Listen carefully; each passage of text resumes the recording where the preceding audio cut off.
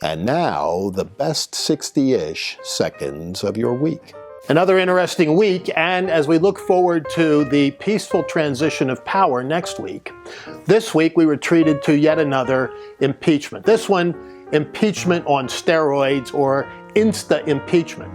No witnesses, no investigation, no hearings, no opportunity for the president to defend himself, and instead a very rapid turnaround on an impeachment vote that even the Democrat leadership says may never even go to the Senate. You might recall that on the last impeachment, which frankly was an abuse of the process, they didn't take the articles over to the Senate very quickly. This time they may not go at all, likely after President Trump leaves office anyway, which sets up an interesting constitutional question, i.e., can a private citizen be convicted in a Senate trial on an article of impeachment filed while they were president? Awful lot of scholars say no, but the open question remains to be answered. And sadly, as we walked through last week and impeachment 2.0, the question that I've been asking all along recurred. Namely, do our elected and even unelected officials truly believe, when they look at the mirror in the morning, that what they are doing is best for the country? Or are they simply trying to score some cheap political points or temporary political advantage? And last week, I think the answer was pretty clear, because we saw Eric Swalwell, of all people, helping to lead the charge on impeachment. A guy who purportedly, not that long ago, was sleeping with a communist Chinese spy.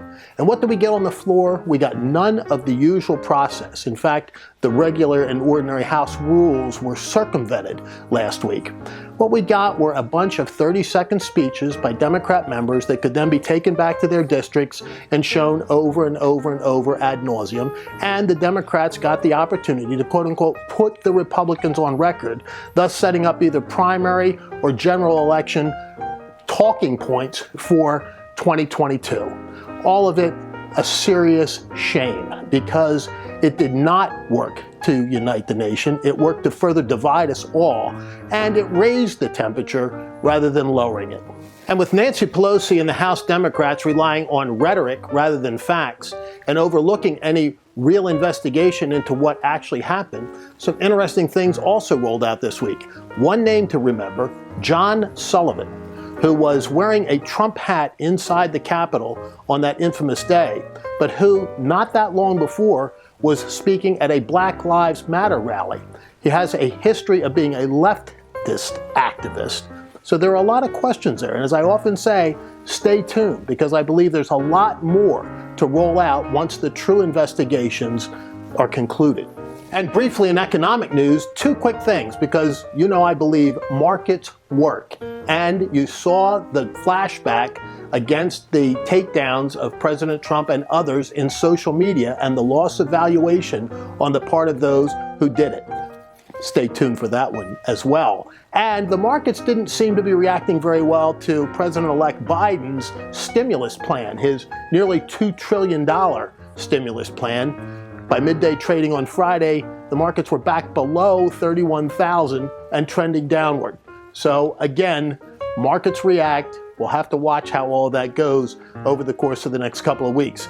December was a good month for investors. And since we last spoke, the world mourned the loss of Richard L. Thornburgh, Dick Thornburgh, the former governor of Pennsylvania and Attorney General of the United States.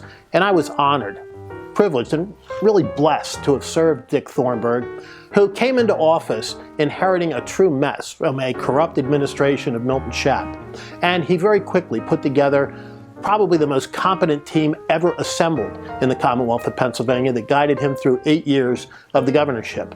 And not long after he was inaugurated, he was confronted with a major international crisis at 3 Mile Island. And his strong, steady, capable leadership and guiding hand saved the day, and really was the hallmark of his administration, because Dick Thornburgh not only put into place good policies, he exhibited incredible integrity, unquestioned honesty, and most important, is one of the most decent people ever to grace the public stage. May he rest in peace, and may we all try to live by his example. And the world also lost this week Ricardo Montalban of Fantasy Island fame, and Joanne Rogers, Mrs. Fred Rogers of Mr. Rogers fame, who also was a Pennsylvanian and a Presbyterian minister, and someone whose example and words we could all try to live by. And finally, Betty White hits 99 a couple of days from now. What an amazing life. And she says she's going to celebrate with her pets. What better way to do it? I'm sure we have many, many years yet to be graced by the presence of Betty White. But for now, that is the best 60-ish seconds of your week.